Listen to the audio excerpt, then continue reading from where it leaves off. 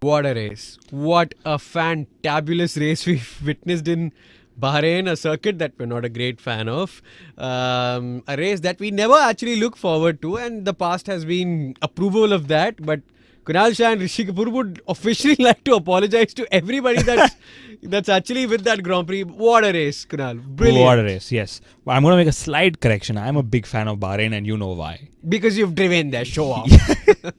We never expected it. We were all going saying bore rain, but it turned out to be a really exciting race. What a drive from Sebastian Vettel. I'm actually not a fan of Sebastian, but those initial first two laps, the way he overtook so cleanly, like a champion. I mean, now one would say, yes, he's a 3 times champion for something. Wow. So he has a Rishi Kapoor approval for being the 3 times world champion.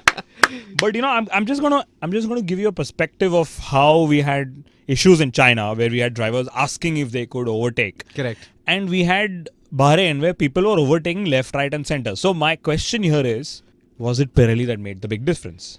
I guess yes, because initially when we said Pirelli is getting the comparatively harder tires, over here it'll be like a 2-stopper maximum, but we saw 2, 3 and 4 stops. Yeah, and all drivers who made 2, 3 or 4 stops made it to the top 10. So, I mean, I'm not a statistical historian or whatever you call that, but I don't think that's happened in the history before, or maybe very rarely. Yes, let's start with driver by driver. First, pole man Nico Rosberg. Feel a little bad for him. I don't know what went wrong.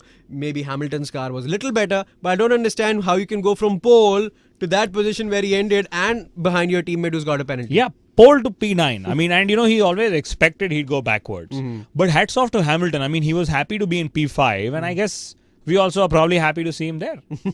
Yes, Hamilton actually did not end up fighting with a lot of people. Not so much overtaking, not so much defense. So I guess he could just make that one pit stop less count. Yeah, possibly. But a great drive by him. Strategy predictions went all over the place. But Vettel, yes, I think he could have won very easily. Everybody's saying maybe he was on a better strategy than Kimi, or maybe Alonso could have won had he not had the problem. What is your take on it? I have a couple of points. First, on Vettel's strategy.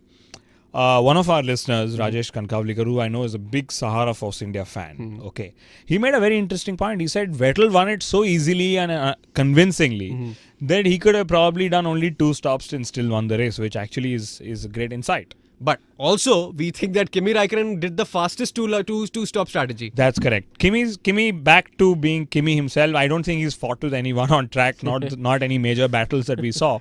And he actually was the fastest guy on a 2-stopper strategy. And I think that did wonders for him. He's only 10 points off Sebastian Vettel in the Drivers' Championship. That is great for the championship. Hopefully, Lotus will have the budget to keep their sustaining powers and pros alive. Had Alonso not hit that issue and had Kimi started slightly higher up the order, I think we would have had a really exciting fight for the first place finish. I really think so. I am really going to differ on that one. Because I think once Vettel knew his strategy was working, he was pacing himself well. So I think he underused his tires of what he could have done. I also believe that Kimi did not, like we said, have that big a fight. So why would he otherwise finish 9 seconds below Sebastian? So I personally feel it was strategy to strategy. I think Red Bull still is the fastest car. I know we have a difference of opinion on that. Alonso did not have the raw pace to win. Obviously, Ferrari now has the right to claim, hey, he had the problem, or he would have won.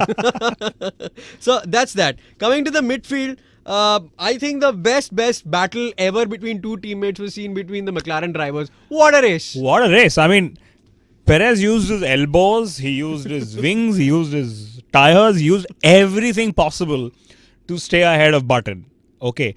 And can you imagine, the Button, who's always revered to be the guy who uses his tires best, had to run a 4-stopper as opposed to Perel, again a tire specialist. I mean, I know you and I have been hard on him in the last few podcasts. Okay, he finished higher up than Button. I think he drove a brilliant race. He's now baptized as a McLaren driver, like I've been tweeting. Yes, and very well put. What I also believe is McLaren was surprised to see him preserve tires and have pace better than Button. So Button was surprised and Button was all defensive on how my teammate can be so aggressive with me. Dude, you've been partners with Hamilton for the longest time, so you should be used to it. Yes. Okay, quick mention about Grosjean. Brilliant drive. Before I come to the Force Indias, Grosjean really looked really nice. He did a great job. I'm sure the last few laps when he overtook Paul de Resta of Sahara Force India. There were lots of groans across television households in India. But I'm glad he's back, and we've not seen the crash on that you and I have been predicting we'll suddenly see. The new chassis is helping him. A very, very consistent chassis is the Sahara Force India F1 team. Brilliant result for Paul. His best result. Very nicely fought. 2-stop strategy looking very good. Was Adrian in a similar mix?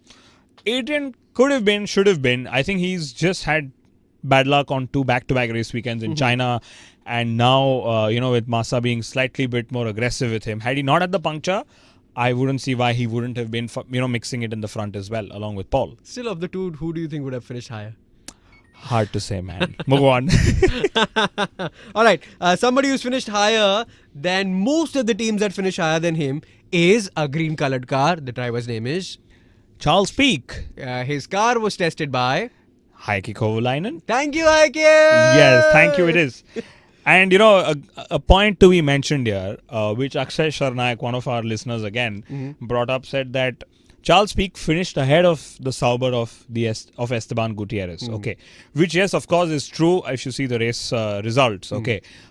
Just that Esteban had to make an extra pit stop because of some car damage, because of some incident on track. Which invariably happens every race. But yeah, kudos to Caterham. I really hope their upgrades work. And, Marussia and Caterham by themselves are making a race out of it. And it's great entertainment for all fans. This race has clearly been the teammates' race. There's something between every teammate happening. For example, Webber not looking as good as Vettel, as every time.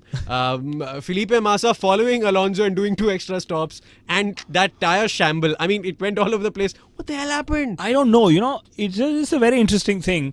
The number 2 drivers in Red Bull and Ferrari usually end up having all the bad luck of the team. I have no idea how it happens all the time.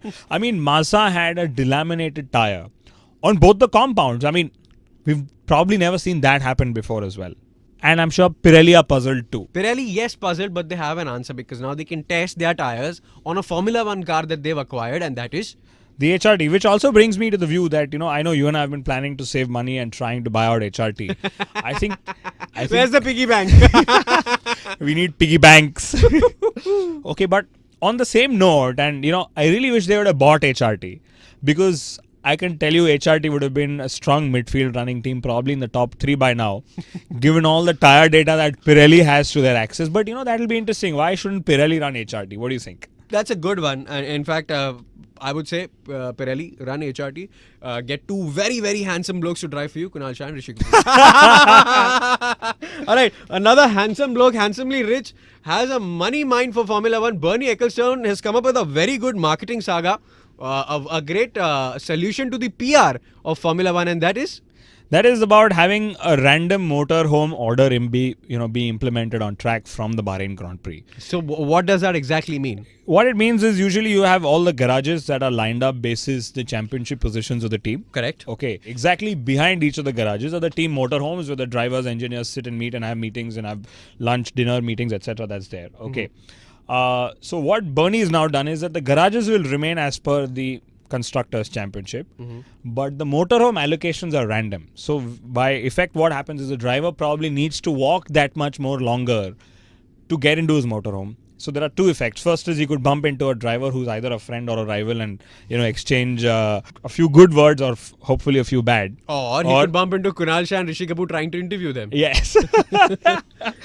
What Bernie is hoping is, given this whole multi-21 and team order saga that we had, will lead to more interactions between drivers and media as well. And Kimi Räikkönen has to start speaking. Sebastian Vettel has to stop speaking nonsense on the podium as he did yesterday. Very, very offensive comment about women.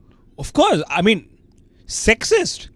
Period. He needs to come and get trained under us, bro. Yeah, man. That's how you totally interact with media till Sebastian makes his way here. There is 3 weeks he has to learn a lot. 3 weeks for us to wait for Formula 1. And the bad part is MotoGP also happened yesterday. So, a lot less wheel action, a lot more talking action going to be happening on Inside Line. Because even in these 2 weeks, we'll be talking about the fresh news of F1 and a build-up to Spain, Barcelona, where all the teams know the track very well. Last year, Cristiano, brackets, Pastor Maldonado, won there. This year, who's it going to be? Your guess is as good as mine.